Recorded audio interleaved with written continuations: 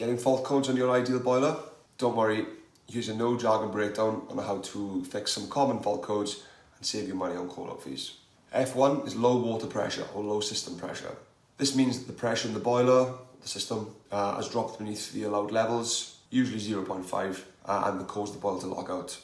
To fix this, simply top up the pressure by using the filling link. It'll either be underneath your ideal boiler, the two blue taps, an integral filling link, or it'll be the more traditional style on the silver sort of slinky flexi between the cold pipe and the return pipe, which is usually found underneath the boiler somewhere. F2 is flame loss or ignition failure. This error code has a few different symptoms, such as low gas supply, blocked condense. It's got quite a few, so it's not always something you can fix yourself. The following fault codes are ones that we generally wouldn't advise you do yourselves, and most of the time you wouldn't be able to do yourself. I would need professional help from a gas safe engineer like myself. F3, fan fault. This means that the fan is either completely not working, is stuck, needs some sort of attention, but it's definitely not something that you can do.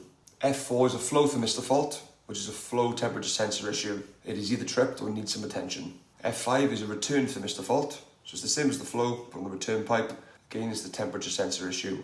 Needs some attention or it's tripped. F6 is an outside sensor fault. These are less common because it's an external temperature sensor, which you wouldn't always find on every installation. It's covered under things like weather compensation, so that is when that will need some attention.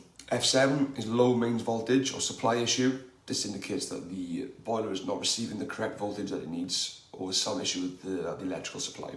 F9 is an unconfigured PCB or printed circuit board.